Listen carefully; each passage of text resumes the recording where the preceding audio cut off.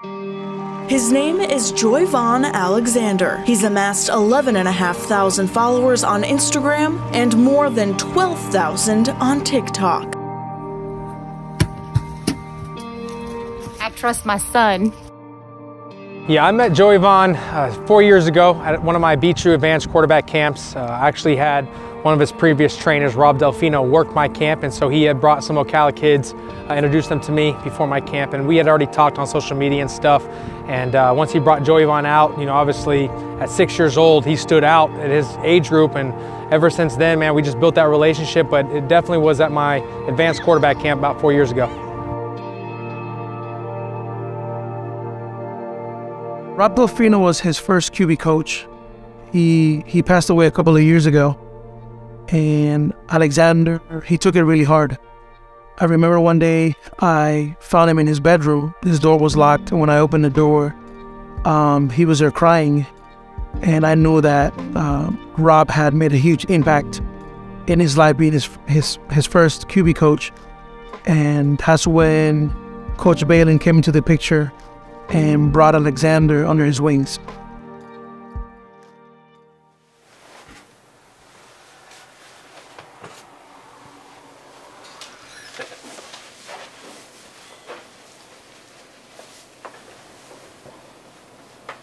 Get up.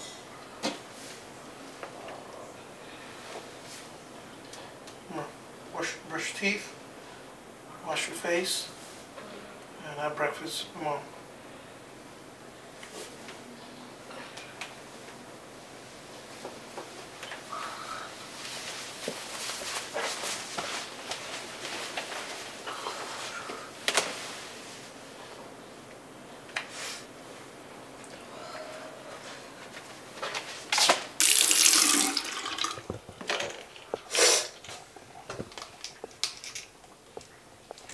Toothpaste.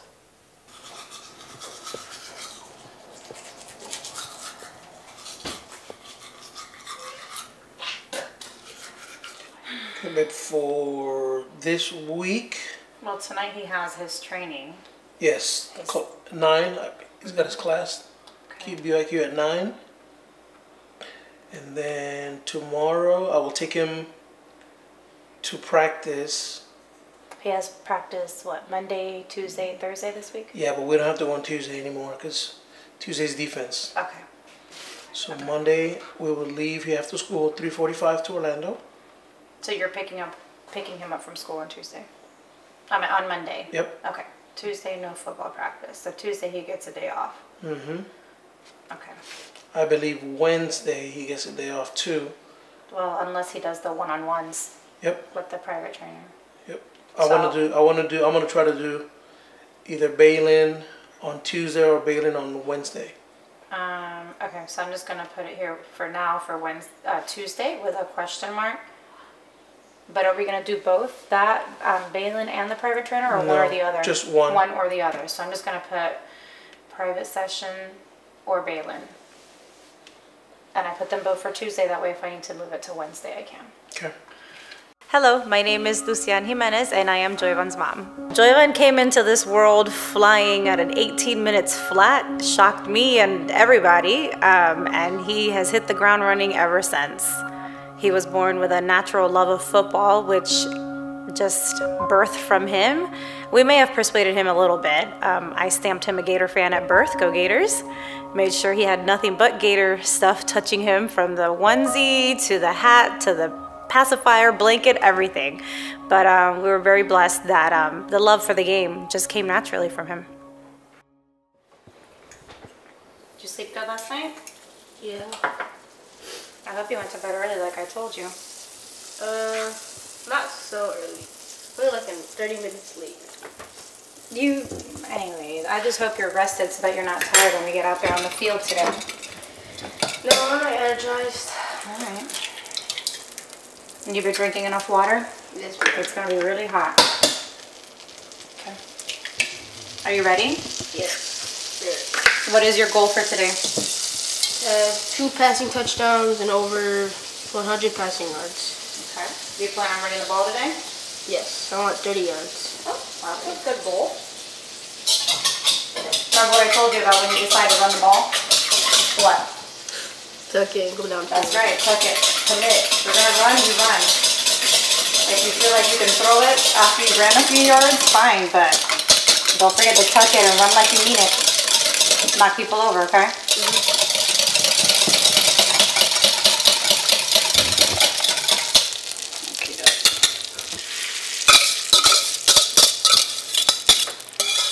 You said you want the turkey and your eggs, right? Yes, please. All right. Smells good. Thank you, thank you. You put cheese in it too? No, cheese can be a little greasy, and you don't particularly like cheese.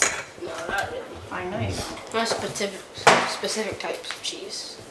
But you don't like cheese in your eggs.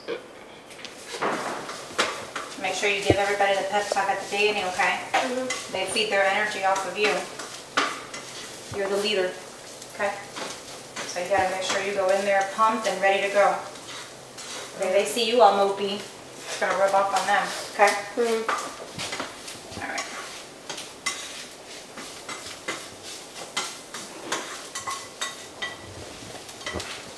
I gotta get you going. Smells super. Thank you, thank you.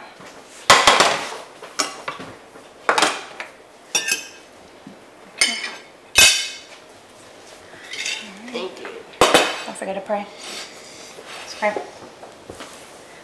We got this day, Lord. Let this will be running to our bodies, Lord. Let us just have a great game today, Lord. Let us come out with the W. Let us stay safe during the game, Lord. Let us have a great day today. In Jesus' name, amen. All right. You ready? All right, remember, repeat after me. I can do this. I can do this. I got this. I got this. I'm prepared. I'm prepared. And if I make a mistake, If I make a mistake, I learn from it. I'll let it All right, I'll take some heads off.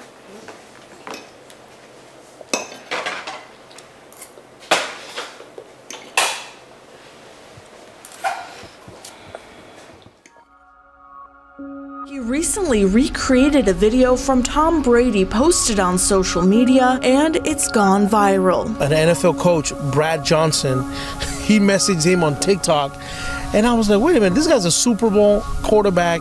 If he commented on this video, it means that there's something special here. Clinton Hart, owner of Healthy Arts Fitness, retired NFL player living here in Ocala, Florida. So how long have you been working with Alexander? A year's on and off.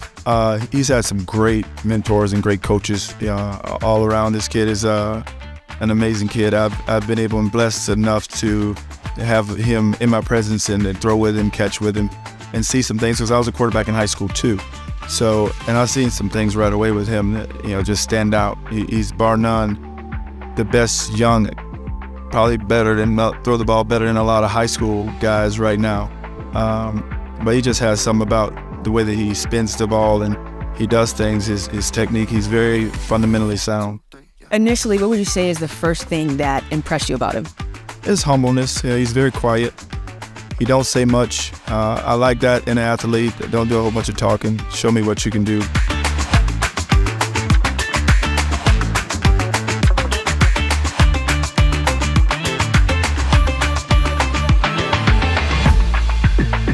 When he started playing football, he was 7 years old. I believe it was his coach, either Wayne Hopkins or Coach Herb.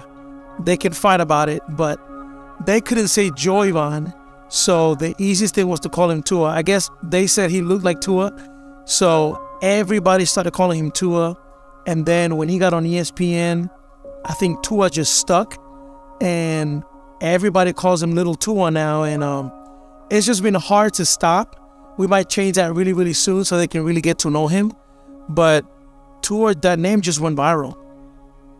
What would you say has been the biggest challenge of him being a quarterback? Oh, man. Playing the quarterback position is a really, really expensive position. It takes a lot of money for training, personal training, camps.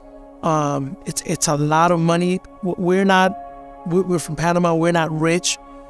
But we know that God gave him a talent, and we really want to sow into his abilities. And that's where our whole family comes together, because everybody, they pitch in to help him pay for camps and to travel and hotels and cleats. The other part I would say is hard is there's a lot of hating in this game. You know, you encounter other parents that their kids play quarterback and everybody wants their kid to be number one, and there's just a lot of hating on social media, and I've even gotten messages how the competition is. I think it's part of the game, but there's just a lot of hating when it comes to playing the quarterback position. What would you say is your dream for Alexander? You know, it really doesn't matter what my dream is for him. He's got to have his own dream. But as his parents, you know, we definitely want him to get that free education, a great education that he doesn't have to pay for, or us. We also know that my wife being from Puerto Rico, me being from Panama, you don't have a lot of Latino, Spanish quarterbacks. So we know that him playing this position at the highest level is going to make history, especially for our country. Guys, last thing I'm going to leave you with is this. Be the best preparer for your opponent than anybody. Be the best preparer for your opponent than anybody. Don't walk into that game or that game week not knowing who you're facing and expect to see them on the game day. You young guys, sometimes you don't have game film. I get it. That part I get. But most of you guys have a chance to see those guys. Hola, mi nombre es Delicia Jimenez y somos de Panamá. Inmigramos a este país en el 1992 y este es mi esposo. Hola, yo soy Darío Jiménez, esposo de esta doña y padre de Joivan, abuelo de Joivan Alexander. Somos de Panamá.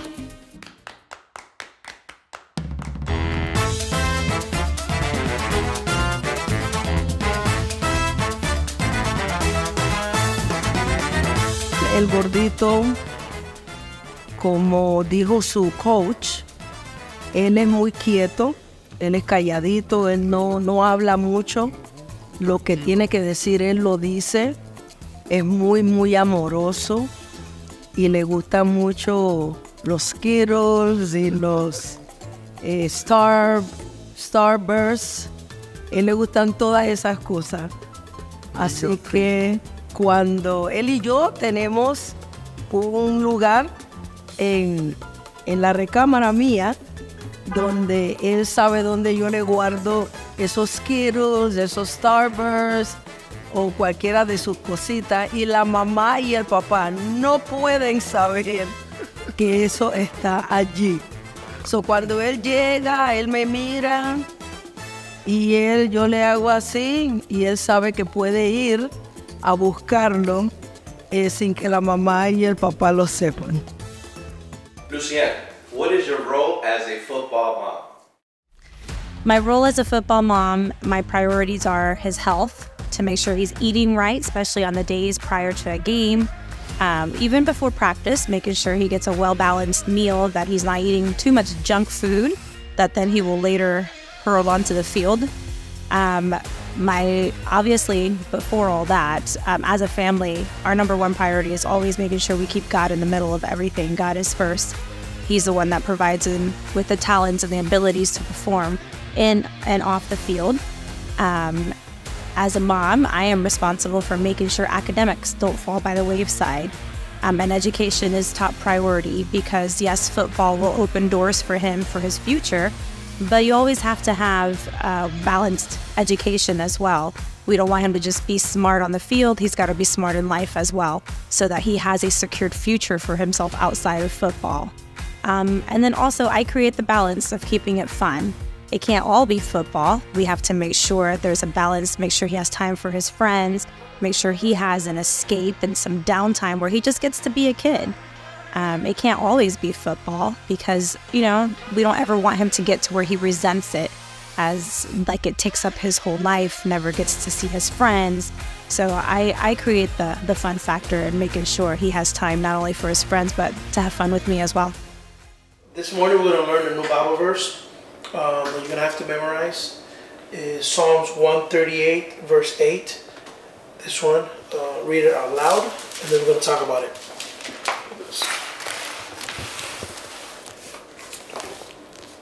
Psalms 138:8.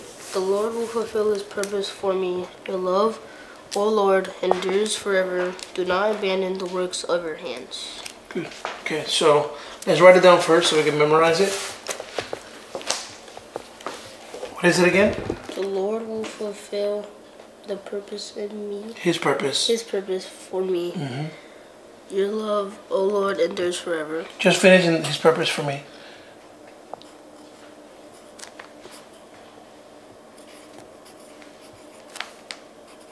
Say it loud so you can remember. Psalms 138:8. Okay. What does that mean for you?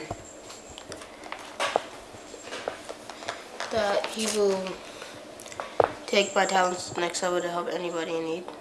Okay, let's slow that down though. The Lord will fulfill his purpose in you. Like his promise. Okay, why do you think his purpose is for you? Like, break it down. Like, his purpose in me is to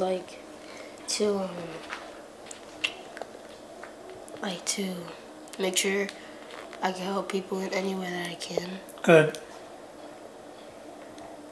And then be the best person I can be. Good. Hola, mi nombre es Lucy Colón Amaro y yo soy la abuela.